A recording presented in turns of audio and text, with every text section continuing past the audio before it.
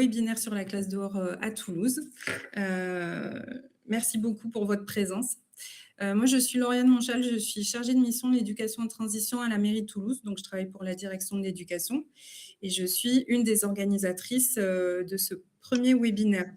C'est un webinaire qui est organisé en partenariat Éducation nationale, mairie de Toulouse. En effet, on a constitué depuis juin dernier un petit groupe de travail autour de cette thématique de la classe dehors dans le but de faciliter cette pratique. Donc, il est composé de Delphine Bouissou, qui est là autour de l'écran, qui est une des IEN toulousaines, Élodie Lapelterie. Bonjour. Voilà, qui est directrice adjointe de l'éducation en charge notamment de la transition écologique, Cécile Duval-Ruez, conseillère pédagogique sciences et éducation au développement durable.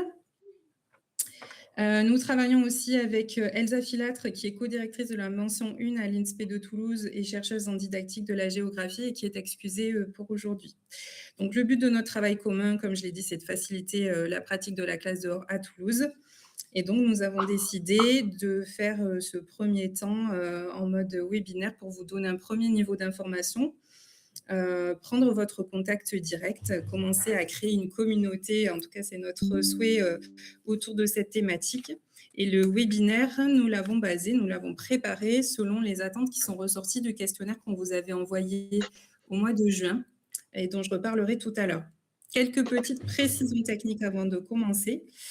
On vous demande, autant que faire se peut, de fermer vos micros pour éviter les bruits parasites, mais ça, vous avez l'habitude des visios. Nous avons fait le choix de réserver le temps de questions-réponses pour la fin.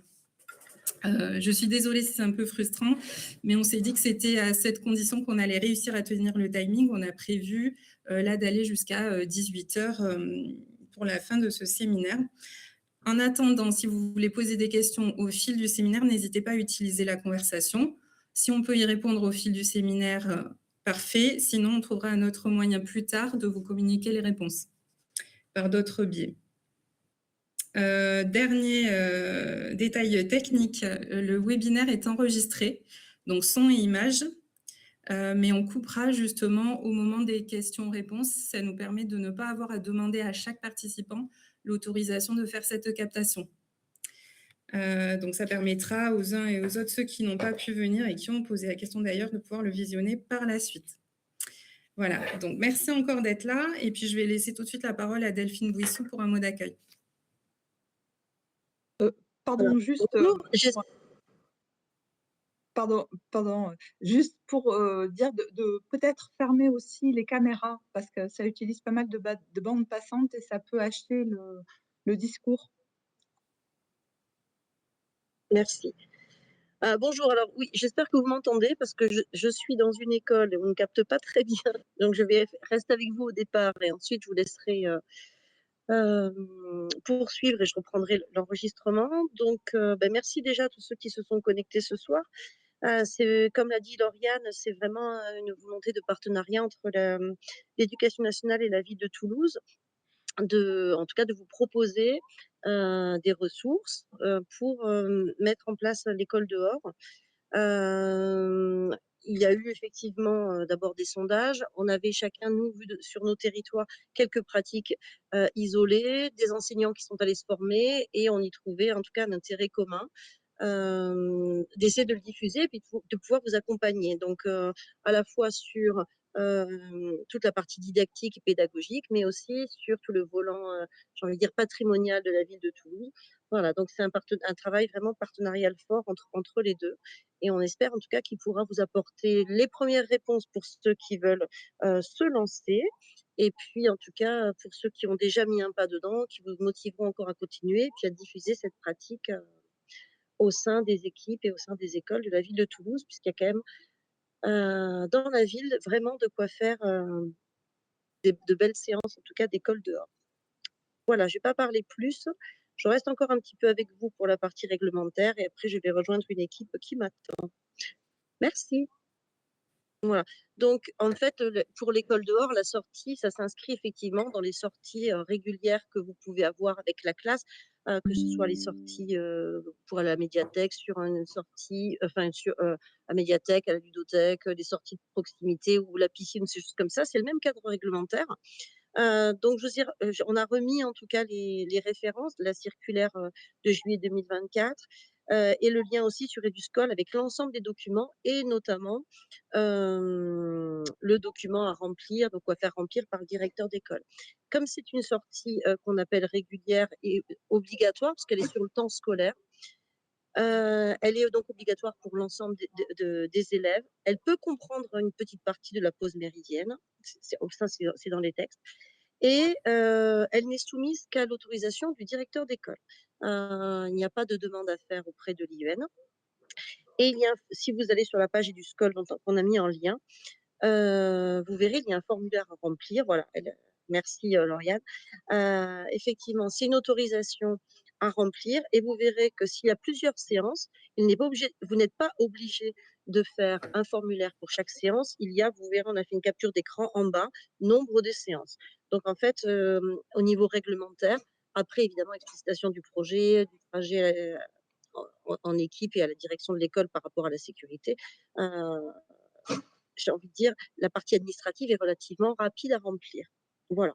Et concernant la mairie, donc ça a été précisé, il n'y a pas besoin de demander l'autorisation de la mairie pour utiliser les espaces publics. Donc voilà, cette partie-là, le cadre, en tout cas, si ça peut rassurer certains qui voulaient se lancer, notamment sur cette partie réglementaire, c'est la même chose qu'une sortie que vous faites habituellement. Il n'y a pas plus de documents à remplir et pour l'occupation des espaces, il n'y a pas de demande spécifique à la mairie. Donc voilà, ça permet de lever en tout cas certains obstacles, certains freins pour cette pratique. Voilà, j'étais assez rapide, mais vous verrez, je Parfait. sais que voilà, la plupart des enseignants quand même font déjà des sorties régulières, obligatoires, donc ils connaissent quand même. Et au moins, c'était vraiment pour que ce soit très clair que ça s'inscrive dans le même cadre que ce qui se fait déjà habituellement et qu'il n'y a pas plus de difficultés en tout cas. Et rappeler aussi le côté que, en tout cas, niveau mairie, il n'y a pas de demande supplémentaire à faire. Et le Non, cadre, du moment qu'il s'agit d'un espace public. Après, on veut bien être au courant, donc on bien sûr, reparlera des moyens de communiquer avec oui, vous, mais vous bien n'avez sûr. pas du tout d'autorisation à demander. C'est un espace public, vous pouvez l'investir comme vous le souhaitez. Donc du Merci. coup, Excusez-moi, je pars, oui, pars sur une autre oui, réunion. merci beaucoup. Merci. Au revoir. Merci, au revoir. Donc pour ma part, je vais faire en premier lieu un retour très rapide sur le questionnaire, les résultats du questionnaire donc, qui avait été envoyé à l'ensemble des enseignants via les directions d'école en juin. Le but, c'était déjà de savoir s'il y avait des pratiques et s'il y avait aussi un intérêt dans la communauté des enseignants toulousains du premier degré pour cette classe dehors, avant de pouvoir engager des éventuelles actions. Donc nous avons eu 129 répondants, 43 enseignants de maternelle et 46 enseignants d'élémentaire donc, qui ont répondu et 80 écoles étaient représentées. Donc, quels sont les principaux enseignements? D'abord, sur la pratique de la classe dehors, 35 enseignants donc, dans les répondants ont déclaré pratiquer ou avoir pratiqué la classe dehors, dont 20 depuis plus d'un an. 57 ont déclaré souhaiter se lancer dans la pratique de la classe dehors. Alors, ça peut paraître peu au regard des 211 écoles, mais on peut aussi estimer que c'est un bon début pour lancer une dynamique locale. En tout cas, c'est ce que nous croyons donc, dans le groupe de travail. On vous avait interrogé sur les bénéfices que vous percevez, que vous supposez à la classe dehors. Donc, on voit qu'arrivent en tête les bénéfices liés à la santé et au bien-être des enfants, donc à hauteur de 21% des répondants. À égalité avec le fait que la classe dehors, ça permet de se connecter à la nature et de développer des comportements pro-environnementaux. Suit de très près le fait que la classe dehors modifierait la dynamique de classe. Et puis à hauteur de 17%, vous avez estimé que la classe dehors stimule l'entraide, la coopération, l'esprit critique, la créativité, etc. Le fait de pouvoir faire classe aux frais, c'est plus marginal finalement, et de même qu'une attente globale d'amélioration des résultats. Sur les lieux, pour ceux qui pratiquent ou ont pratiqué, on voit qu'il y a une majorité des pratiquants qui le font dans l'enceinte de l'école, que ce soit la cour de récréation ou un autre espace à l'air libre, donc à hauteur de 45%. Et puis 35% dans un espace vert public, que ce soit le petit espace vert de proximité ou un parc municipal. Voilà pour les lieux. Nous vous avons interrogé également sur les freins que vous estimez, avoir vis-à-vis de la classe dehors, en prenant des catégories issues de la littérature sur le sujet. Donc on vous avait proposé de choisir, 3 freins principaux. Donc est arrivé, en tête des réponses le fait de ne pas savoir, exactement comment faire, que ce soit en termes d'organisation, de type d'activité à proposer, sur la transposition des apprentissages au dehors. Également, souvent mentionné le manque de temps pour préparer un projet de classe dehors, suivi de près par le fait de ne pas souhaiter solliciter régulièrement les familles pour accompagner ces sorties. Alors peut-être il y a derrière peut-être pas le fait de ne pas souhaiter, mais la crainte que les parents ne puissent pas se mobiliser ou ne veuillent pas. Et puis, en dernière position, certains estiment que les conditions de sécurité sont moins bonnes qu'en classe. Dans la partie autre, d'autres freins ont été mentionnés. Par ailleurs, on a aussi posé des questions sur les besoins. Donc, on en a ressorti quelques principales interrogations. Donc, elles portent sur les lieux. Il y a une demande de lieu adapté, une difficulté parfois exprimée à trouver un lieu adapté. Alors, derrière adapté, on peut avoir beaucoup de choses. C'est à la fois accessible, ombragé, aménagé, avec de la diversité sur ce qu'on souhaite comme un aménagement pour la classe dehors. Des lieux sécurisés, dotés de mobilier adapté à la classe dehors. Donc là, sur ces points-là, c'est à préciser parce qu'il n'y a pas forcément effectivement d'homogénéité sur les demandes formulées. Mais en tout cas, le lieu est une question. De même, revient très souvent la question de la formation ou de l'accompagnement des enseignants, surtout sur les aspects pédagogiques, mais aussi sur les aspects plus pratiques d'organisation, de formalité, et voilà, d'organisation pour le trajet, comment on fait sur place, etc. Beaucoup d'interrogations aussi sur les accompagnateurs adultes. Le fait de se demander si on va pouvoir avoir assez d'accompagnateurs pour assurer la sécurité des enfants au dehors. Des questions sur le mobilier et le matériel, avec là encore pas forcément une homogénéité dans les demandes de type de matériel ou de mobilier. Et très souvent demandé aussi une mise à disposition de ressources pédagogiques et le fait de pouvoir échanger des pratiques entre enseignants. Et puis revient quelquefois la question du temps de trajet, donc qui peut être perçu comme un obstacle parce que trop long par rapport aux capacités physiques des enfants ou perçu comme du temps pris sur le temps d'apprentissage. Donc le but là de ce séminaire, c'est de vous apporter des éléments de réponse sur ces grands items et on le fera au fil des différentes séquences. Sur la partie qui concerne strictement la mairie, c'est-à-dire en dehors des questions de formation des enseignants et des aspects pédagogiques, ce que je peux vous dire dès maintenant, c'est que nous n'arrivons pas aujourd'hui avec des solutions toutes prêtes. Tout reste ouvert aujourd'hui et ce qu'on veut faire, c'est expérimenter, par exemple sur le matériel, expérimenter avec vous. Donc j'y reviendrai tout à l'heure. Mais voilà pour les principales interrogations auxquelles on souhaite répondre aujourd'hui. Je vais laisser la parole à Cécile qui va nous donner quelques généralités sur la classe dehors.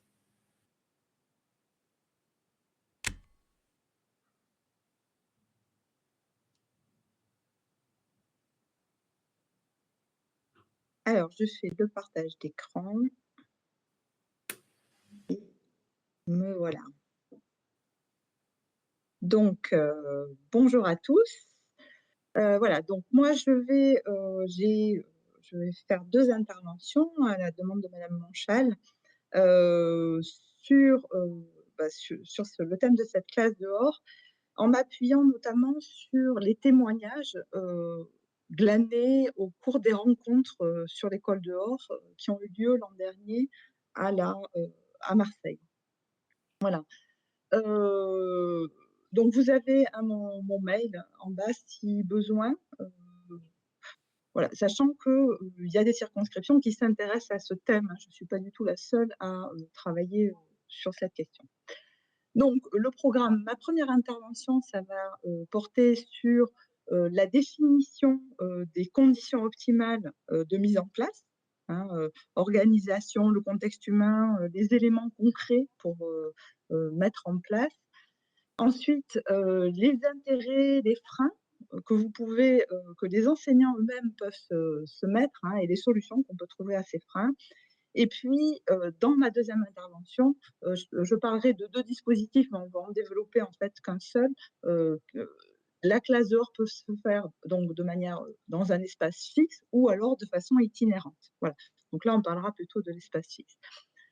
Pour, démarrer, la classe dehors, les recommandations des enseignants, qui pratiquent, c'est, justement de s'entourer de personnes qui pratiquent déjà. Heu alors de s'en entourer, soit physiquement, mais surtout, dans les contacts, hein, notamment par le biais de réseaux, qui vont impliquer différents acteurs. Alors, ça peut être, des écoles, c'est, ce qu'il y a souvent de plus efficace, hein, avec les échanges de pratiques qui ont été évoqués là tout à l'heure. Les circonscriptions, hein, qui peuvent être force de proposition, et puis, des associations. Alors, pas forcément que naturalistes. On va revenir sur cette question, hein, du travail sur la biodiversité, enfin sur la nature. Et donc, il y a de plus en plus de, réseaux, qui se constituent, et qui accompagnent donc, les, enseignants qui démarrent dans les classes dehors dans la classe dehors. Ensuite, le deuxième conseil, c'est d'impliquer, la communauté éducative, hein, notamment les parents, de les informer, du jour où on va aller, de manière qu'ils habillent leurs enfants en conséquence en regardant, en s'informant sur la météo.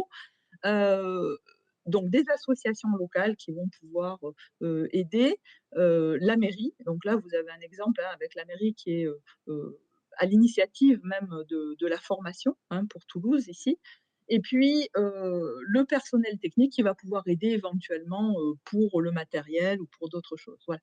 Et donc plus la communauté sera cohérente et plus ça va faciliter évidemment la mise en place de cette école dehors. Heu, la 3e, le 3e élément important, c'est, de choisir un espace, fixe, aménageable, mais pas forcément aménagé, c'est-à-dire pas forcément avec du mobilier fixe, hein, et puis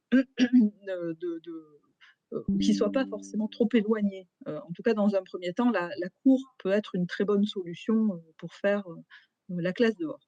Je vous ai mis un lien en bas ici sur, qui va vers une page du site, de l'académie de Strasbourg, qui est un petit peu fer de lance en France, hein, pour, l'école dehors, et ils ont produit un guide, hem, qui donne tout un tas de conseils très concrets, voilà, qui sont, très, intéressants.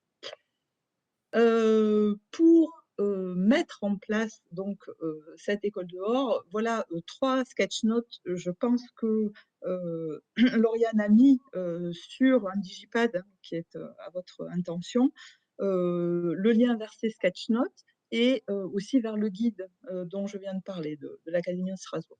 Alors un sketch note, en fait, c'est un enregistrement, de d'un discours d'une personne, mais qui va être illustré par des dessins, hein, et ces dessins, en fait, au bout d'un moment, font un plus grand dessin qui va servir un petit peu de carte mentale pour mémoriser ce qui a été dit, pendant le discours. Voilà, le premier sketch note, c'est, «Si et si on sortait», donc c'est proposé par Sarah Wauquiez qui est psychologue. Elle y parle des bénéfices, des premiers pas, le choix du lieu, des activités, voilà, c'est un petit peu, varié pour, on va dire, vraiment donner les premiers éléments. Deuxième sketch note, c'est, sur gérer sa classe dehors. Ici, c'est des conseils qui sont donnés par une, CPC, et qui va, bon, elle va proposer des éléments pour poser les règles avec les élèves, hein, les règles de l'espace dehors, choisir, les activités, les préparer éventuellement avec les élèves, éventuellement, dans la classe dedans, hein, pour préparer ces activités, l'organisation, les rituels qu'on peut mettre en place, la délimitation de la classe dehors, le zonage, hein, faire, des différents espaces dans cette classe, qui pourront avoir des fonctions différentes, un petit peu comme dans la classe dedans, hein, d'ailleurs. Et puis, une transition, heu, la question de la transition dehors, dedans pour créer de la cohérence, hein, entre les 2, bien sûr, mais aussi, une distanciation. C'est-à-dire qu'on va avoir l'anticipation. Qu'est-ce qu'on va aller faire dans l'autre espace? Quand on est dehors, qu'est-ce qu'on va aller faire dedans? Quand on est dedans, qu'est-ce qu'on va aller faire dehors? Et puis, ça d'après ce qui les études, là, pour le coup, ça montre qu'il y a une meilleure mémorisation du vécu. En fait, quand il y a cette transition entre le dehors et le dedans. Voilà. Donc tout ça, c'est, expliqué dans les, sketch notes. Les avantages, de la classe, dehors, donc ça a été évoqué, hein, vous les, connaissez. Alors ça, c'est issu à la fois de, lectures d'articles scientifiques et des expériences, de gens qui pratiquent. Premier avantage, ça va être, la santé, vous l'avez dit, avec, plusieurs, éléments. Le fait de limiter la myopie, hein, il faudrait normalement 2 heures par jour dehors avec la lumière naturelle. C'est pas le cas pour tous les enfants. Heu, Ensuite, ça va stimuler le système immunitaire, notamment quand il y a, du végétal autour de nous, parce que les végétaux émettent des molécules qui, stimulent notre système immunitaire. Limiter les allergies, parce que paradoxalement, plus on va être exposé aux allergènes, moins les crises seront, importantes, les crises d'allergie. Et puis, la limite aussi des risques cardiovasculaires avec, des constantes, hein, le rythme cardiaque et la tension notamment, qui sont, heu heu, assez, enfin plutôt, abaissées par rapport à ce qu'on voit dedans. Et les enseignants donc qui pratiquent disent, hein, clairement qu'il y a un changement d'attitude et que les enfants, sont plus sereins. Ils ont des attitudes plus sereines à l'extérieur et plus à l'écoute, hein, voilà. Deuxième intérêt, type d'avantage, c'est les interactions. Souvent, vous avez peut-être vu sur les images, les les les espaces, hein, l'espace, de regroupement se fait, en cercle, hein, avec l'enseignant qui est, à l'intérieur du cercle, au même titre que les élèves, et ça va permettre ça, des échanges, non verbaux, notamment par les regards entre les élèves. Et puis le fait ensuite de se déplacer pour aller faire des activités, hein, on va, avoir des interactions avec, des enfants qui vont se rencontrer peut-être en hasard avec quelque chose qui est beaucoup moins figé que, à l'intérieur quand on, impose finalement les places aux élèves. Voilà. Et ça, ils disent que ça développe, vraiment clairement de la coopération, dans les activités entre les enfants. Troisième type d'avantage, l'extérieur, enfin le lieu de la classe dehors, qui est donc un lieu, entre guillemets «authentique», hein, heu, voilà, c'est pas une classe, avec ses affichages, c'est un lieu qui va, bouger, qui va évoluer, hein, déjà au fil des saisons et qui va être un lieu où on va pouvoir aller chercher, des, réponses aux problèmes qu'on nous pose et ça va développer ça, la créativité, hein et puis, avec cette créativité, cette capacité à rechercher des solutions, ça développe l'autonomie et la confiance en soi. Voilà. Donc, tout ça encore, hein, c'est vraiment des témoignages. Là encore, vous l'avez évoqué et même, de manière importante, l'intérêt, heu d'aller, dehors en lien, hein, autant que possible avec le vivant, ça va développer en fait une, empathie, pour le vivant avec une bonne prédiction, pour faire des éco-citoyens, des citoyens qui seront respectueux finalement, de la planète, hein. Donc ça, c'est de la recherche, est très, très claire là-dessus. Pourquoi? Parce que, ben, on va se sentir investi, on va être sensibilisé, hein et alors je fais un pas de côté ici avec, les aires terrestres éducatives, qui sont là pour le coup des projets assez importants sur 3 ans et on, peut disposer la mairie de Toulouse donc réfléchit aussi à ça, hein, pour vous, accompagner là-dessus, donc ces aires terrestres éducatives, pendant 3 ans, les enfants vont, heu, prendre en charge la préservation de la biodiversité d'un site, voilà, qui leur est prêté pendant 3 ans. Je ne vais pas plus loin, vous pourrez me contacter, hein, sur cette question.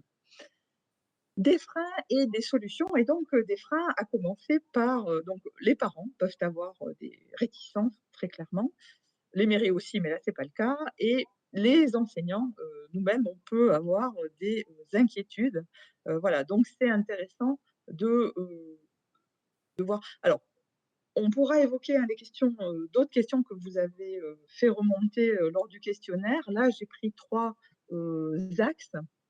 D'abord, la sécurité, hein, la question de cette sécurité. En fait, les enfants eux-mêmes ne sont pas forcément très rassurés et le fait d'en parler avec eux, de l'évoquer, de leur faire porter éventuellement des signes, de bien leur dire, voilà, la première consigne, ça va être: je vois toujours l'enseignant quand je suis en classe dehors, même si je me déplace pour aller faire une activité, il faut toujours que je voie l'enseignant. Ça, c'est vraiment très important.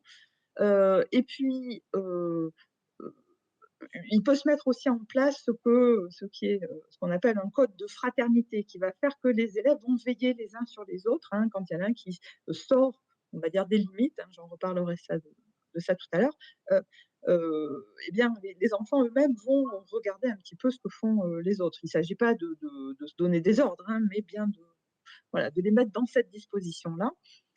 Et les enseignants qui pratiquent disent que vraiment ça avance très rapidement. Les enfants eux-mêmes hein, prennent des responsabilités par rapport au danger. Hein. Ils vont évoquer eux-mêmes les risques. Deuxième réticence, c'est le temps de trajet. Alors, bon, on peut déjà le limiter hein, en commençant la classe, en la faisant dans la cour de récréation, mais on peut aussi utiliser ce trajet pour faire des activités, hein, alors sur la sécurité routière ou autre, mais aussi pour réviser une chanson, pour compter par exemple les portes hein, sur le trajet, les portillons ou les portails qu'on va rencontrer, reconnaître des chants d'oiseaux, marcher en rythme. Voilà, on peut hein, mettre à profit ce trajet pour des activités, pour des apprentissages. Troisième réticence, ce sont la question de se salir. Hein.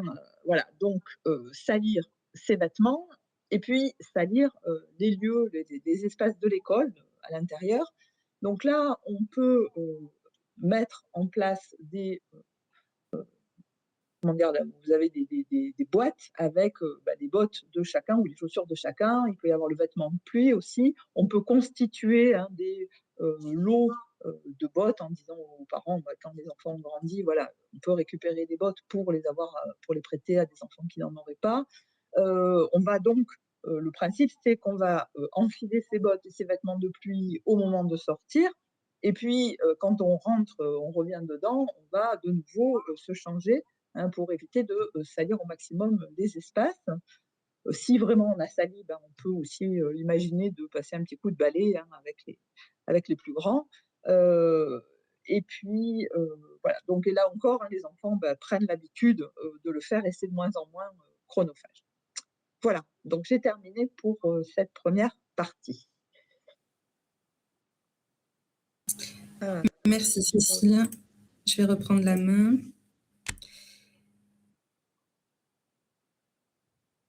Alors, nous avons pensé que ça pouvait être intéressant d'avoir le témoignage d'enseignantes toulousaines qui pratiquent déjà la classe dehors. Donc, je vais demander à Pauline Lalu d'abord de se présenter et de nous expliquer quelle est sa pratique, ce qui l'a motivée, etc.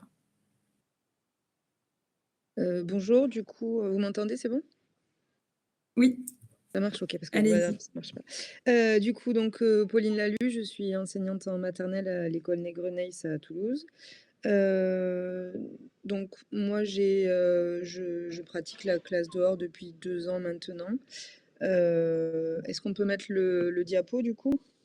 Voilà, donc du coup, moi, j'ai commencé, à pratiquer la classe dehors, parce que j'avais vu sur les réseaux, je sais plus, c'était Facebook ou je sais plus, une proposition de la Fabrique des communs pédagogiques qui a organisé la Semaine internationale de la classe dehors. C'était au printemps 2024 et du coup, j'ai eu envie d'essayer, à cette époque-là, j'étais enseignante à l'école des Ponts-Jumeaux et du coup, j'ai eu envie de tester des nouvelles façons d'enseigner, des nouvelles façons de faire classe, quoi et du coup, j'ai voulu tester ça.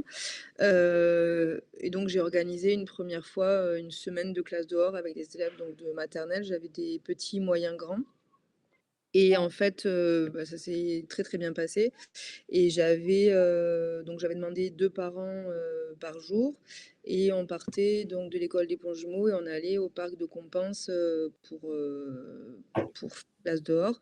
Donc ça faisait 20 minutes, 1/2 heure de trajet, mais finalement c'était un peu long au début, mais finalement ça se faisait quand même assez bien. Et voilà, et ce que j'y ai vu finalement, c'est que donc au départ les parents étaient un peu se questionnaient un petit peu, mais ils étaient quand même plutôt motivés. Et au fur et à mesure, les parents étaient de plus en plus motivés et même me demandaient s'ils pouvaient accompagner en plus pour voir comment ça se passait. Donc ils étaient plutôt curieux de cette pratique. Et ensuite, du coup, avec cette première expérience, j'ai vu, l'année dernière, du coup, en 2024-2025, j'ai pratiqué donc à Nègrepelisse en première période et en dernière période. Et j'ai eu la possibilité d'assister aux rencontres internationales de la classe dehors à Marseille. Et du coup, c'est ce qui m'a permis un petit peu de comprendre un petit peu mieux les bienfaits de la classe dehors. Et bien sûr, il y avait le fait de l'avoir pratiqué, mais aussi tout ce que j'avais pu voir là-bas. Et donc, je ne vais pas revenir hein, sur tous ces bienfaits dont vous avez déjà parlé en début de présentation, mais en tout cas, moi, je me rends vraiment compte que les élèves adorent ces moments, les vivent très bien et c'est vrai qu'il y a quand même de grands bienfaits sur le fonctionnement de la classe, sur leur comportement, sur leurs attitudes aussi. Voilà, on voit des élèves qui peuvent être un petit peu passifs en classe et qui au contraire vont devenir très, très présents pendant la classe dehors et puis, souvent enfin voilà, je continuerai sur les points positifs après. On peut passer du coup sur la deuxième diapo où voilà, donc moi, comment je m'organise? Donc je préfère aller, faire classe dehors au parc de Compense parce que je trouve qu'il y a pas mal d'espaces différents, il y a plein de végétaux différents, il y a aussi des points d'eau, il y a plein de choses. Je trouve qu'il y a vraiment un espace, très riche pour la classe dehors. Là, cette année, j'ai une classe de moyen grand et du coup, je suis pas encore allée à Compense avec eux cette année parce que ça fait un peu trop de trajet, pareil 20-25 minutes.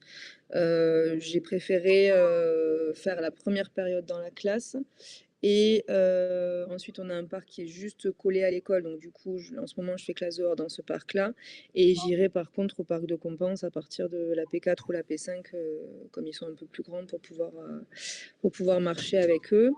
Donc ça c'est le choix du lieu. Ensuite donc suite aux rencontres de Marseille, j'ai mis en place, enfin j'ai rédigé un projet pédagogique que j'ai envoyé ensuite, à la directrice et à l'IEN. Même si c'est pas obligatoire, je trouve que c'est quand même intéressant de le formaliser pour nous y voir plus clair et puis informer aussi autour de nous. En ce qui concerne, donc pour cette année, en fait, j'avais fait pour, présenter le projet, j'en ai parlé aux parents d'élèves dès la réunion de rentrée, en expliquant qu'on allait essayer de faire, cette année une sortie chaque semaine. Alors c'est pas tout à fait le cas parce qu'il y a des moments où il y a des imprévus, mais c'est l'idée. Donc du coup, les parents d'élèves étaient prévenus et puis je mets en place un Framadate où ils peuvent s'inscrire avant la période pour venir, nous accompagner. Je demande à ce qu'il y ait au moins un parent par sortie. Bon, j'ai que 14 élèves dans ma classe, donc c'est facile aussi, mais voilà, donc j'ai qu'un parent d'élève qui vient, plus l'ATSEM. L'ATSEM, en fait, ça fait 2 ans qu'on travaille ensemble et qu'on l'a fait aussi ensemble l'année dernière, donc elle est très partisane du projet et très active dans le projet, donc j'ai pas eu besoin de la convaincre longtemps, ça lui plaît beaucoup et elle y participe, avec grande joie et même c'est elle qui apporte les bâches pour le matériel et cetera, enfin voilà. Au niveau donc des parents d'élèves, ils ont été prévenus pendant la réunion de rentrée et pareil, ils ont été très, très réceptifs et je leur demande, donc je sors une fois par semaine, enfin j'essaye de sortir une fois par semaine, donc le jeudi matin. Ils savent que c'est, ce jour-là qu'on fait la sortie. Ils ont un Framadate, sur lequel ils peuvent s'inscrire pour nous accompagner. Je demande un parent par sortie et au niveau de l'équipement, du coup, comme les parents savent que, le jeudi matin, c'est classe dehors, ils équipent leurs enfants en fonction. Bon, c'est pas toujours le cas, il y a des gens qui oublient, mais pour l'instant, on n'a jamais eu trop de soucis par rapport à ça. Au niveau du matériel qu'on utilise, du coup, donc on a juste 2 bâches qui servent de coin regroupement, en fait, où les élèves s'assoient quand on arrive et puis à certains moments quand on explique les consignes et tout ça. Au niveau pour les moments, je reviens après sur comment j'organise ma matinée, mais pour les moments de jeu libre, je prends pas du tout de matériel et ce sont les élèves qui doivent trouver dans la nature ce qui peut les occuper.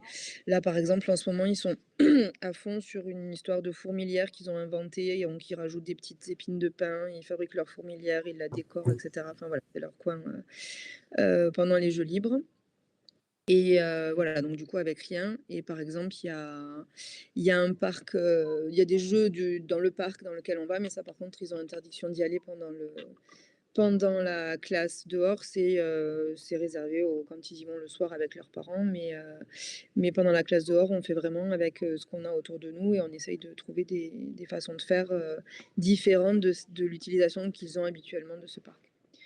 Au niveau des règles spécifiques, ça rappelle un petit peu ce qui a été dit tout à l'heure, hein, mais voilà, on fait attention aux autres, on fait attention, on n'arrache pas de plantes, on ne mange rien qu'on trouve, on a le droit de ramasser des choses, mais pas d'arracher.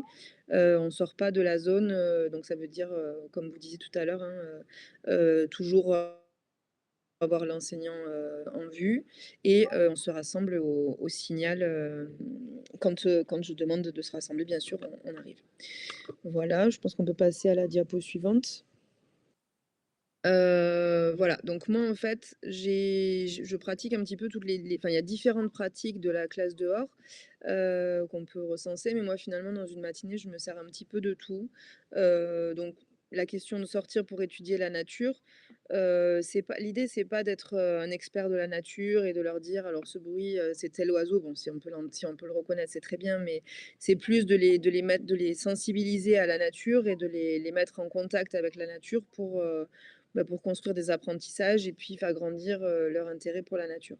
Je sais que par exemple, on a fait une fois une séance de ramassage des déchets et depuis, j'ai des élèves qui se sont désignés brigade de nettoyage de la nature. Donc du coup, dès qu'elles trouvent quelque chose, elles le ramassent. Enfin voilà, même en dehors des moments de classe dehors. Bien sûr, il y a la question de s'émerveiller de la beauté de la nature et ça, on le fait à chaque fois qu'on arrive en classe dehors, mais j'y reviendrai un petit peu après. Je pratique aussi, donc je fais aussi en classe dehors des ateliers au même titre que j'en fais dans la classe physique en dur. Bien sûr, c'est pas tout à fait les mêmes choses puisqu'on adapte en fonction du matériel qu'on a aussi. Mais moi, je trouve que c'est une façon qui est assez agréable au départ de faire un petit peu ce qu'on fait habituellement dedans, mais dehors. Alors bien sûr, il faut transposer un petit peu, mais je trouve que c'est assez rassurant sur se dire bon mais ça je sais le faire, je peux réussir à le faire dehors aussi et je suis pas obligée de modifier complètement ma façon de faire classe. Et donc je pratique aussi toute une phase de jeu libre. Donc ça moi j'ai eu du mal au début à laisser faire et finalement petit à petit je vois que ça marche et plus on prend l'habitude, mieux ça fonctionne. Et donc l'idée, c'est de laisser les élèves libres, bien sûr toujours dans cette zone délimitée, hein, et puis leur demander de faire ce qu'ils veulent en fait et de jouer librement. Alors je mets quand même à disposition des petits cahiers de la classe dehors et des crayons pour ceux qui n'ont pas spécialement envie d'aller errer dans le parc, mais finalement ils font un petit peu de tout et ça leur permet aussi du coup de jouer entre eux et c'est là qu'on voit qu'il y a énormément de communication entre eux, d'échanges entre eux d'interactions entre eux qui sont très intéressants. Voilà pour les différentes pratiques. Et ensuite, du coup, on a souhaité vous montrer une fiche que je rédige pour la séance, pour une séance chaque jour, chaque fois que je sors, voilà. Donc là, ici, j'écris le domaine, enfin, comme une fiche de prep en fait, hein, avec les compétences que je vais travailler, les objectifs que je recherche, voilà, la durée des séances, enfin, le nombre de séances, etc. Et donc là, j'en rédige une pour une sortie. Donc là, on est sur ce que j'ai fait au mois de novembre. On peut passer à la suivante. Voilà et donc du coup, voilà, donc là, là, il y a le déroulé donc de la matinée avec donc d'abord on arrive, on se met tous en cercle debout, donc un petit exercice de respiration qui nous permet de se calmer, de se poser, de se connecter peu avec, ce qu'il y a autour de nous. Et puis ensuite, donc ça peut être des fois une poésie, des fois un petit texte, voilà, qui va après servir, à déclencher l'activité qui va être proposée. Et ensuite, on a un petit rituel de, la roue des 5 sens. Donc c'est une roue que j'ai trouvée dans un des livres là de classe dehors où, donc on parle de chaque sens et on essaye donc avec, donc par exemple, qu'est-ce qu'on voit? Donc je laisse les élèves voir pendant 1 minute et puis, après ils se disent ce qu'ils ont vu, qu'est-ce qu'on entend, qu'est-ce qu'on sent, qu'est-ce qu'on touche et cetera. Enfin voilà, donc du coup ça permet un Merci. petit peu de se connecter de se mettre dans la séance.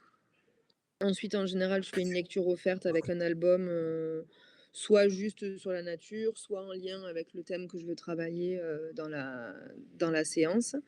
Je fais un petit moment de dégustation. Alors, il est pas toujours au début, une sorte de petit goûter, où on découvre un fruit ou un fruit sec, quelque chose comme ça. Juste, l'idée, c'est pas vraiment de se nourrir, vraiment, mais c'est de voilà, toujours dans cette histoire d'essence. Vu que dans les 5 sens, dans la nature, on n'a pas le droit de goûter ce qu'on trouve, et ben, on goûte quelque chose qu'on a amené pour faire les 5 sens. Hem et puis, oui, là, en ce moment, comme il fait froid, on fait aussi une petite tisane pour se réchauffer. Donc on a une tisane, pomme cannelle que j'amène dans des thermos et qui nous permet de se réchauffer un petit peu aussi. Voilà, et ensuite on passe donc à une phase de vraiment d'atelier. Donc ça peut être soit des choses vraiment en lien avec la nature. Donc là, c'était une promenade dans le quartier à la recherche des arbres pour, travailler ensuite avec les branches et cetera. Ça peut aussi être en ce moment, je suis plus sur des ateliers vraiment, de langage ou de mathématiques. Enfin voilà, ça peut être, selon les moments. On peut regarder la suite, s'il vous plaît.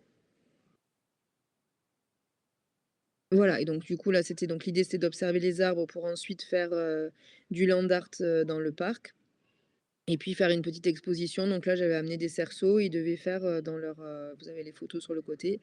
Ils devaient faire dans le cerceau, une œuvre d'art avec, ce qu'ils avaient glané dans le parc. Et l'idée, c'est donc on avait travaillé sur le land art avant, on avait vu des œuvres d'artistes, j'en avais amené quelques-unes aussi pour se rappeler le travail et puis voilà, donc on a fait ça et ensuite donc il y a une phase de jeu libre vraiment où là les enfants sont, dans le parc et font, ce qu'ils veulent, tout en respectant bien sûr les règles dont j'ai parlé tout à l'heure. Voilà. Je sais plus après ce qu'on avait, prévu. Voilà, oui, Juste, donc ce que vous je pouvez retiens me dire moi rapidement de ce que vous comment, retenez. pardon? Je suis désolée, je vais commencer Ouais, à presser les gens. Je suis j'étais désolée un peu parce qu'on trop est longue, en retard. d'accord. Merci beaucoup. Voilà, Non, mais non, en fait non, c'est juste qu'on a regardé le début. Voilà, donc moi, ce que je trouve vraiment intéressant dans la classe dehors, c'est, donc ce que je disais un petit peu tout à l'heure, ce côté, où je trouve que les élèves sont dans une autre dynamique que celle qu'on a en classe. Je trouve aussi que, on fait un retour, l'après-midi quand on revient en classe de ce qu'on a appris et en fait, tous les élèves sont capables de dire quelque chose qu'ils ont appris le matin dans la classe dehors, ce qui est pas le cas quand on fait un bilan, de la fin de la matinée dans la classe, en général, quoi. Enfin, je trouve que c'est des choses qui les touche plus en fait que ce qu'on fait en classe. Voilà. Qu'est-ce qui est important aussi? Ouais, ce lien, donc dedans, dehors avec, donc cette petite fiche qu'on fait chaque semaine sur ce qu'on a appris dans la classe dehors et puis, voilà, on peut avoir après des ateliers aussi qui sont, qui avec des choses qu'on a ramenées de dehors, qu'on va utiliser en classe pour faire des tris de formes, de tailles, de couleurs, faire des petits mémoris des feuilles, des choses comme ça. Voilà, et je trouve vraiment ce qui est important, c'est, ce moment en fait où on a un autre regard sur les élèves. Nous aussi en fait, on a un regard un peu plus extérieur sur ce qui se passe dans la classe et voilà, il y a des élèves en difficulté qui peuvent retrouver, une autre position, être, mis en valeur en fait différemment de ce qu'on peut faire quand on est en classe, en dur, quoi. Je crois que j'ai fait le tour. Bon, merci beaucoup Pauline, pour ce témoignage, très éclairant et je pense qu'il donne envie. Alors, du coup, je vais partager mon écran et donc passer sur, la, partie pédagogie, hein, avec, donc des choses qui ont déjà été évoquées, largement, par Pauline et du coup ça se voilà, je vais, peut-être réduire un petit peu, ce passage-là. Hem, Alors, des représentations à faire évoluer. Encore une fois, hein, c'est des témoignages des enseignants qui pratiquent. Euh, D'une part, alors, le fait de faire classe dehors, comme on le ferait dedans, mais avec les mêmes supports, c'est-à-dire les fiches, les fichiers de maths pour l'élémentaire, voilà. Donc, ça ne serait que de sortir et de ne pas utiliser finalement l'espace extérieur, l'espace de la classe dehors, comme support pédagogique. Donc là, l'idée, c'est de tendre au maximum, comme l'a dit Pauline, vers l'utilisation de cet espace avec tout ce qu'il va proposer, hein, comme élément euh, pour que ça devienne très concret, ce qui va permettre une meilleure mémorisation.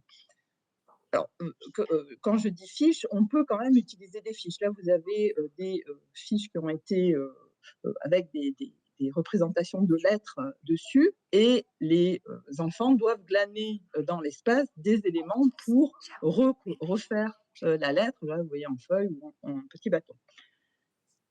Deuxième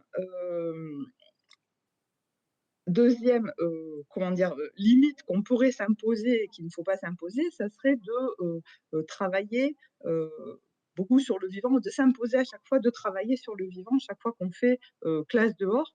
C'est pas forcé. En fait, on peut faire pratiquer tous les domaines à l'extérieur, hein, dans la classe dehors. Maths, français, on va y revenir tout de suite. Troisième axe, c'est le fait de vouloir faire aussi systématiquement de l'éducation au développement durable. Voilà, c'est pas la peine de s'imposer ça, qu'on y en fasse évidemment hein, pour le vivant, aller travailler sur le vivant à l'extérieur, c'est une évidence. Pour le PS, c'est pareil, pour travailler sur l'espace aussi, hein. Il ne s'agit pas de ne pas le faire, évidemment, bien sûr, mais en tout cas, on n'est pas censé s'imposer de le faire à chaque fois. Voilà. Exploiter donc le contexte pour les apprentissages. Alors là, je suis allée sur l'exploitation du quartier comme contexte d'apprentissage. Là, on a une activité qui a été menée à Toulouse avec une association qui s'appelle Atoupass dans le cadre du passeport pour l'art. Donc Atoupass propose aux élèves de cycle 3, hein, de se comporter comme des petits ethnologues sur une thématique particulière. Donc là, la thématique, c'était des animaux et des hommes. Et ils vont émettre des hypothèses sur la manière des gens d'interférer avec les animaux dans leur quartier. Et ensuite, ils vont aller enquêter, poser des questions aux personnes, et donc voir un petit peu comment on, on peut interagir. Donc, ça avait donné lieu, ça, à une exposition avec deux axes, les animaux sauvages et les animaux domestiques, avec le problème donc des chiens tenus en laisse, des déjections canines, etc. Autre proposition vue lors des rencontres, là, cette fois, c'était de travailler sur le quartier et les habitants du quartier qui exercent un métier. Voilà, donc là, on avait par exemple un centre de podologie dans lequel exerçait un kiné avec la rencontre d'un squelette, hein, et qui était l'occasion de travailler ensuite sur place ou de retour dans la classe dedans sur le corps humain. On avait aussi une fleuriste, c'était l'occasion de travailler sur la botanique, hein, et notamment sur les différents types de fleurs, le marché avec l'alimentation, voilà, donc toujours en lien, hein, avec les programmes.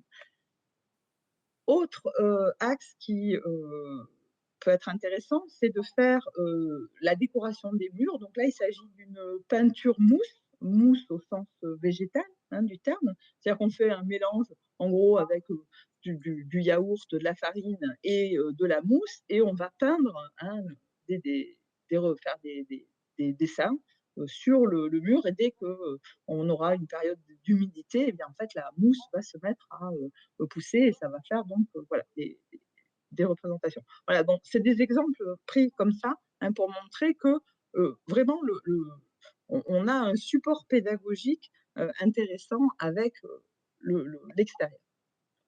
Alors, deux dispositifs pédagogiques existent. La classe fixe, hein, où voilà, on est sur un lieu organisé un petit peu, sur lequel on va revenir, et puis la classe en itinérance. Moi, je vais rester essentiellement sur la classe fixe pour le démarrage. Je vous dirai 2 mots simplement de la classe en itinérance. Hem, alors, pour ce qui est de la classe fixe, le principe, c'est donc un espace délimité, toujours le même, à l'extérieur de l'école ou dans la cour, hein, encore une fois, ça peut être bien pour démarrer, et puis défini comme la classe du dehors avec les élèves. Les intérêts, ça sera d'être dans un endroit connu, on a moins de risques de dispersion liés à la nouveauté, avec des rituels qui délimitent l'espace et le temps, hein. Donc ça a été évoqué par Pauline, je ne vais pas forcément y passer trop de temps. Peut-être pour clôturer, délimiter en termes de temps, on va accueillir, hein, par exemple un bienvenue dans la classe du dehors, et puis clôturer en disant aujourd'hui, voilà ce que j'ai appris.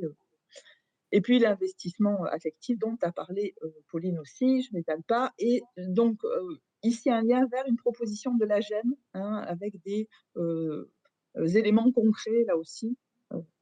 Il y en a effectivement pas mal. Là, ce sont des propositions donc avec des entrées disciplinaires.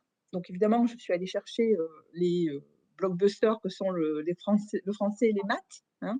On peut aussi faire des arts avec la science, la technologie, et puis des entrées transversales aussi avec les règles de vie ou le fait de comparer, hein, des éléments des espaces.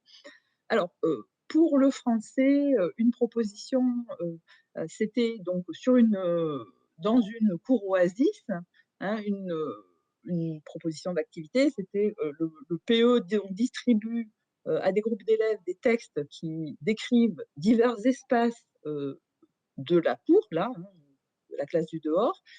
Et puis, les groupes donc doivent retrouver ces espaces, hein, chacun avec son message. Et pendant la mise en commun, en fait, on va identifier quels sont les mots qui ont permis d'identifier, hein, avec un zoom sur les noms et les adjectifs qui décrivent, hein, ces espaces. On peut aller plus loin donc en demandant aux élèves de rédiger eux-mêmes, hein, les messages, et puis on va ensuite échanger et chaque groupe doit aller retrouver, et ensuite pendant la mise en commun, on peut dire voilà ce qui m'a aidé, ce qui m'a manqué, hein, voilà, en utilisant des couleurs, en utilisant la taille des arbres, enfin la hauteur des arbres. La rédaction de haïkus aussi, hein, donc là, on peut aller sur le cycle 2 ou 3. C'est quelque chose, donc comprendre ce que c'est qu'un haïku, ça va plutôt peut-être se faire en classe dedans, encore que ça peut se faire dehors, hein.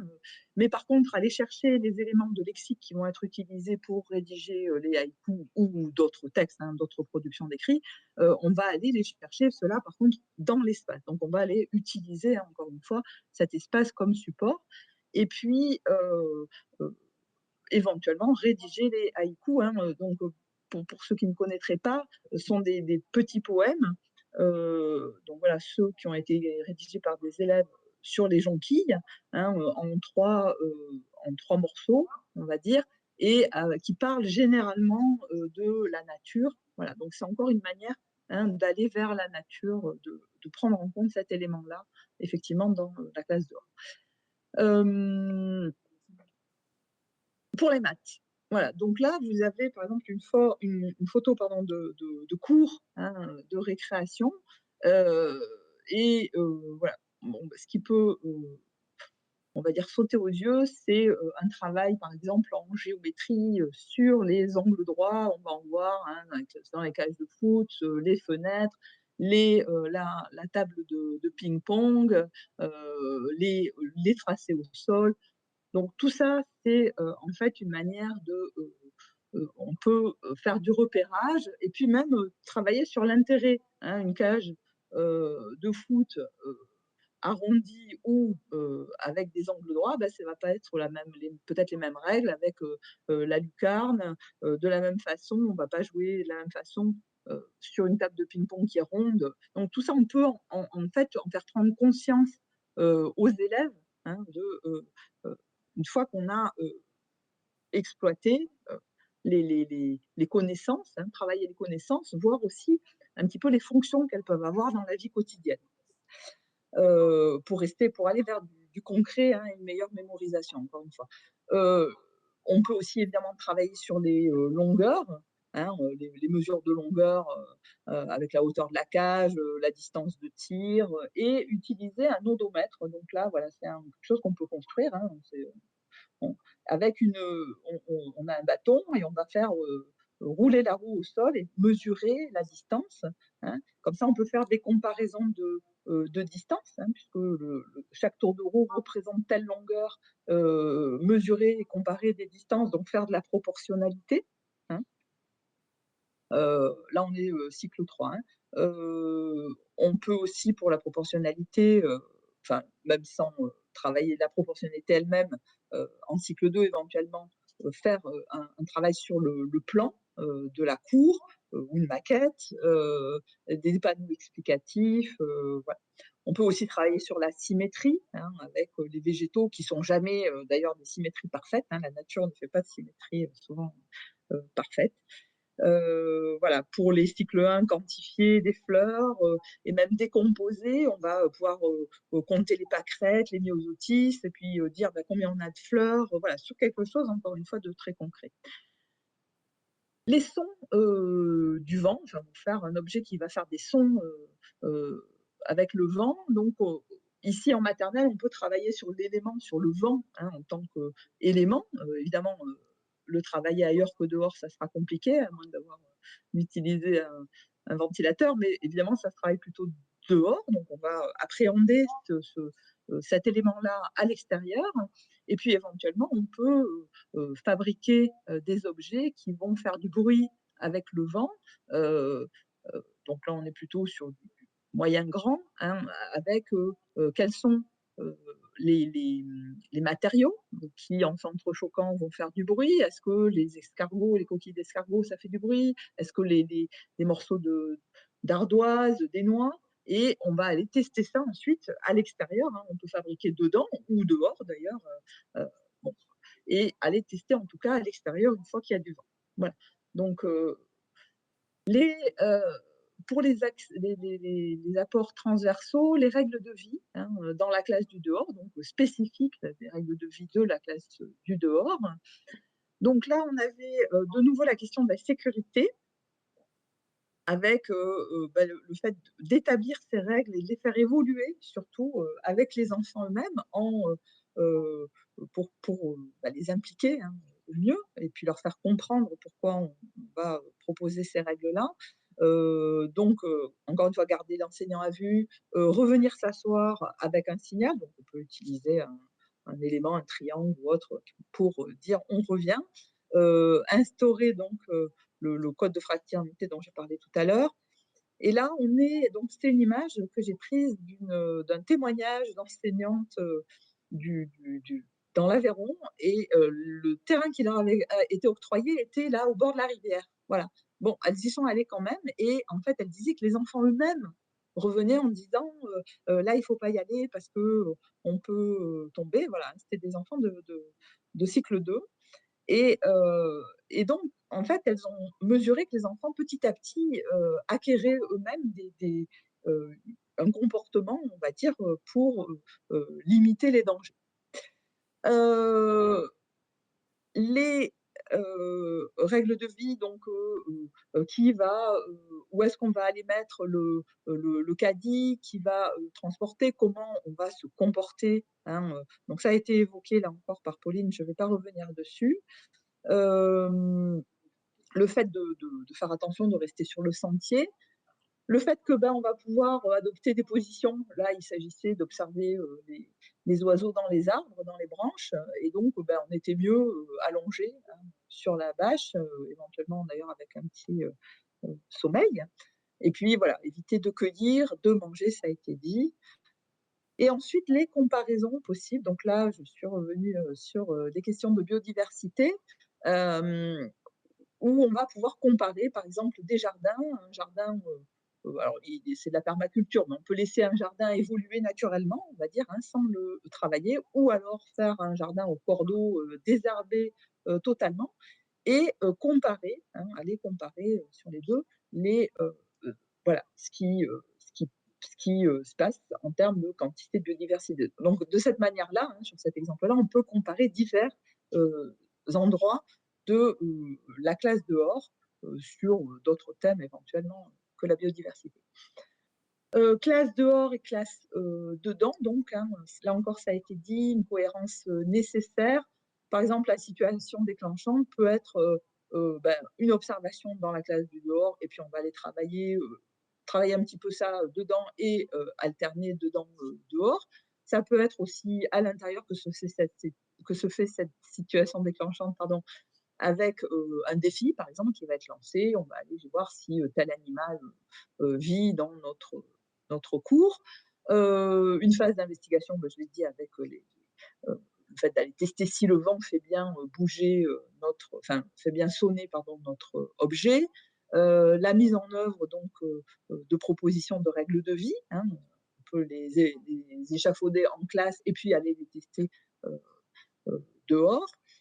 Et puis, donc, la question de la synthèse, encore évoquée par Pauline, le fait de faire la trace écrite de ce qui a été fait dehors, de la faire dedans, parce que ça va mettre un petit peu de temps, de distance en termes de temps entre les deux, qui va permettre aux élèves d'intégrer finalement. Alors, quand je dis de temps, c'est pas 2-3 jours, hein, ça va être soit le temps de rentrer, soit l'après-midi. Mais voilà, le temps d'intégrer pour mieux donner les éléments de la trace écrite avec les enfants. Et donc très, très rapidement, la classe en balade, hein, là il va s'agir d'élaborer donc un trajet avec donc encore une fois le trajet comme élément pédagogique, élément de support pédagogique, et chaque arrêt étant l'occasion d'une activité. Donc on l'a vu avec les métiers par exemple dans le quartier, hein, on peut faire ça sur plusieurs étapes. Donc les intérêts, c'est que le format itinérant va créer un lien, hein, donc là on voit le quartier avec les gens qui y travaillent et les liens que ça va faire entre les personnes. Et puis on peut avoir des éléments, lors de cette balade, des éléments inattendus hein, qui seront peut-être des objets d'étude par la suite, dedans ou dehors. Voilà. Et donc, ça va aiguiser la curiosité et aussi aiguiser l'intégration de l'inattendu. Voilà. Voilà. Donc, c'est tout pour moi. Merci beaucoup, Cécile, pour ce contenu. Je vais à nouveau reprendre la main. On parle de ressources. On vous a parlé tout à l'heure d'un digipad. En effet, on vous a préparé un digipad qui est accessible sur l'espace enseignant de l'ENT One. Donc, ça se présente comme ça. Il y a 6 rubriques différentes. Donc, ça va d'argumentaire sur la classe dehors, son intérêt dont vous pouvez vous resservir, si besoin, à des activités clés en main, notamment proposées par d'autres enseignants d'autres académies, sous forme de Padlet, et des guides plus pratico-pratiques pour se lancer. Donc, voilà, il y a plus de documents que ça encore. Il faut faire défiler les colonnes. Il y a à la fois de l'article, de la vidéo, des podcasts. Donc, n'hésitez pas à aller explorer ça. Charlotte n'a pas réussi à se reconnecter, ou du moins à faire fonctionner son micro. Juste, je vous montre quelques photos d'une séance il y a peu dans le parc des 7 deniers qu'elle a mené avec ses CP. Donc voilà, on voit à la fois le temps de trajet, puis ils avaient des objets à aller récupérer aux 4 coins du parc et à situer sur un plan qu'ils avaient produit lors d'une autre séance. Il y a aussi eu un jeu de ballon. Là, c'était pour vous montrer le coin regroupement avec des petites toiles cirées pour s'asseoir. Donc voilà, ça permet un peu de visualiser aussi à quoi ça peut ressembler dans un autre parc. Et je vais enchaîner tout de suite avec quelques éléments sur l'accompagnement de la mairie. Donc avant d'en venir vraiment à ce qu'on envisage, comment on envisage de vous accompagner, quelques mots sur nos motivations. Pourquoi nous souhaitons nous investir sur le sujet de l'éducation dehors? Et quand je dis nous, je parle des agents de la direction de l'éducation, mais aussi bien sûr de l'adjointe au maire en charge de l'éducation, Marion Lalande de Lobadère, qui est très investie sur le sujet.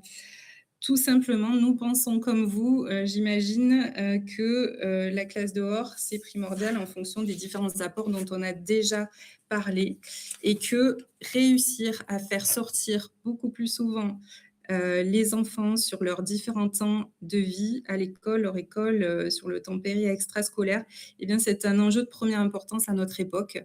Vous avez sûrement entendu l'expression, qu'on entend de plus en plus souvent dans les médias, d'enfants d'intérieur.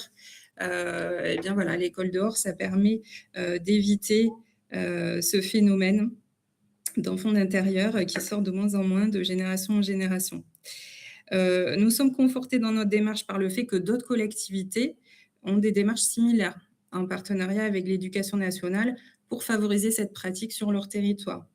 On est aussi encouragé par la récente proposition de loi intitulée Éducation au dehors et au contact de la nature, qui va être soumise au vote de l'Assemblée nationale le 12 février prochain. Pardon. Donc, la mairie souhaite s'inscrire dans ce mouvement, qui est un mouvement mondial et qui prend de l'ampleur nationalement, et on en fait vraiment un objectif de notre politique éducative.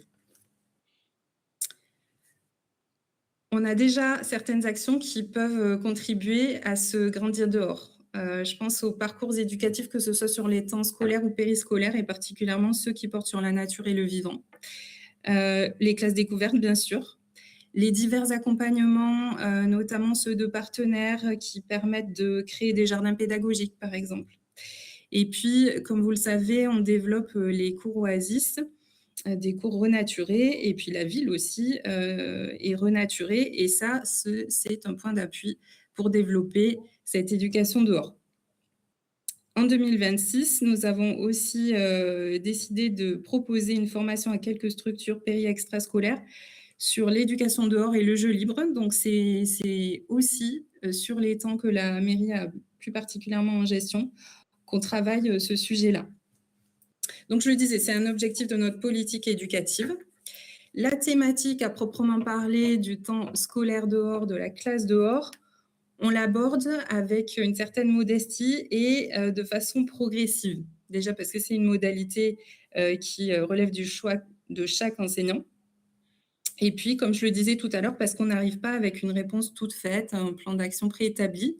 Nous, ce que nous voulons, c'est expérimenter avec vous, que ce soit sur le matériel, d'éventuels aménagements, et construire éventuellement plus d'actions selon ce qui remonte du terrain, vos besoins et ce qui peut être utile pour que cette pratique prenne de l'ampleur sur notre territoire. Donc, ce que nous vous proposons dans l'immédiat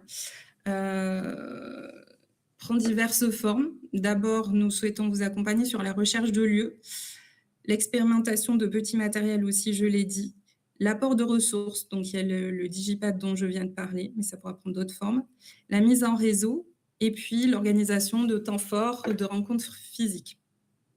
Donc, je vais développer déjà sur la recherche de lieux. Plusieurs personnes m'ont fait la remarque qu'il serait intéressant d'avoir un plan, une carte qui superpose les espaces verts qu'on ne connaît pas tous, pas toujours. On connaît les grands parcs, mais pas forcément les petits squares. Donc, qui superpose les espaces verts et les écoles. En fait, ça existe. Vous pouvez le trouver en ligne sur le site Toulouse Mairie Métropole. Donc, vous allez dans la rubrique Institutions et territoires, là que vous voyez entouré en jaune, puis dans la rubrique Toulouse Plan interactif de Toulouse. Et là, vous avez des rubriques où vous pouvez cocher des items. Donc, dans la partie éducation et loisirs, vous allez cocher les écoles maternelles ou élémentaires. Et dans la partie écologie, vous pouvez cocher les espaces verts. Donc ensuite, en zoomant sur votre école et les alentours, vous allez pouvoir explorer les différents espaces verts existants. Quand vous passez la souris, vous avez les noms qui s'affichent. N'hésitez pas aussi à nous contacter. Je vais donner une adresse générique en suivant. Donc, c'est moi qui recevrai vos questions, vos demandes. On peut également vous conseiller, vous aider à trouver un lieu. Moi, je fais déjà le lien, par exemple, pour les aires terrestres éducatives dont a parlé Cécile tout à l'heure avec nos collègues gestionnaires des espaces verts. Ça fonctionne bien, donc n'hésitez pas.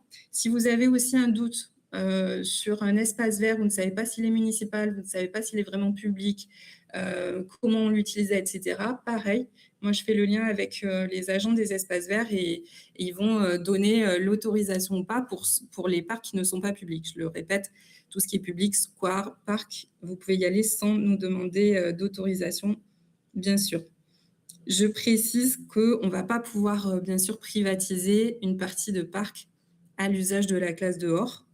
Mais par contre, vous pouvez très bien délimiter un espace avec des plots, les petits plots que vous utilisez pour le sport. Ça, il n'y a aucun problème. Et quand je vous disais qu'on aimerait bien savoir, ben, ça permet de communiquer aussi au service des espaces verts, qu'on sache et qu'on ne soit pas surpris de trouver une classe. Voilà. Même s'il n'y aura pas de gardiennage spécifique, c'est toujours mieux qu'on soit au courant. Et puis, c'est pour le suivi justement de cette pratique sur notre territoire. Donc, n'hésitez pas à écrire. En parlant de lieux, on souhaite aussi proposer l'idée d'une mise à disposition des cours oasis entre établissements. Donc, nous sommes en train de développer les cours oasis. Aujourd'hui, on en a déjà 90. À terme, toutes les écoles en seront équipées. Le propos n'est pas de dire que dans une cour non oasis, la classe dehors, c'est pas intéressant, mais en tout cas pour une enseignante, un enseignant qui souhaiterait aller dans un lieu fermé, mais où la nature est plus présente, où il y a aussi des équipements intéressants, comme par exemple des plattelages où les enfants peuvent s'asseoir, parfois des petits amphithéâtres. Eh bien, nous souhaitons qu'une cour oasis voisine puisse être mise à disposition. Alors, bien sûr, ça se discute et ça s'organise entre établissements. Mais voilà, nous souhaitions proposer cette idée ce soir. En tout cas, nous y sommes favorables. Sur le petit matériel, comme je le disais, pas d'idée arrêtée à ce jour. Ce qu'on va faire, parce qu'on pense que ça mérite d'être étudié, c'est-à-dire qu'il n'y a pas de matériel à ce jour unanimement reconnu comme étant le meilleur pour faire classe dehors. Et puis, ça dépend aussi, bien sûr, des pratiques de chaque enseignant. Donc, ce qu'on vous propose, c'est de formuler les demandes pareilles sur l'adresse générique que je vais vous donner. Et elles seront étudiées au cas par cas. Et on veut véritablement fonctionner sur de l'expérimentation, je l'ai déjà dit. Voilà, tout est ouvert à ce stade. Idem pour les aménagements. Je précise quand même qu'on souhaite rester dans une certaine sobriété pour des raisons de transition écologique, mais aussi parce que ça semble faire partie de l'identité de cette pratique de la classe dehors et même de son intérêt, on l'a vu avec les exemples de témoignages, de faire avec peu et de faire avec l'environnement dans lequel on va se trouver pour faire la classe dehors. Sur les ressources, donc j'ai parlé du Digipad. Pour ceux qui le souhaitent, on peut envisager de vous envoyer occasionnellement, on ne va pas vous inonder, des informations issues d'une veille sur les pratiques, pourquoi pas. Vous nous direz si ça vous intéresse. Nous souhaitons aussi favoriser la mise en réseau des pratiquants ou aspirants pratiquants de la classe dehors, donc toujours en lien avec l'éducation nationale. Et faire, par exemple, organiser des rencontres physiques pour échanger les pratiques, se connaître tout simplement. Pourquoi pas avoir des intervenants extérieurs qui amènent du contenu, des exemples de pratiques. Et pour un premier niveau de mise en réseau, on va vous proposer de remplir un questionnaire en ligne, un Forms. Alors, très simple, très rapide. À minima, il nous faut le nom de l'école, un prénom, un mail. Et puis après, vous donnez votre accord pour partager ces coordonnées avec les autres enseignantes, enseignants qui feront la même démarche. Et pour ceux qui le souhaitent, pour recevoir des informations de la mairie sur le sujet ou être sollicité sur des propositions d'accompagnement aussi, vous pourrez cocher une autre case. Donc, vous avez le QR code. De toute façon, on va vous mettre aussi le PowerPoint à disposition. Et donc, je vous parlais d'une adresse générique qui a été créée spécifiquement pour cette question de la classe dehors à Toulouse. Donc, vous écrivez à école.dehors@mairie-toulouse.fr et donc, nous essaierons de répondre du mieux qu'on peut à vos besoins et de vous accompagner selon les formats possibles. Voilà pour moi, pour la partie accompagnement de la mairie. On va passer aux questions. Avant, je remercie vraiment toutes les intervenantes et même celles qui n'ont pas pu intervenir pour des raisons techniques, pour le temps de préparation et pour leur présence ce soir. Et on va passer aux questions si vous le voulez bien.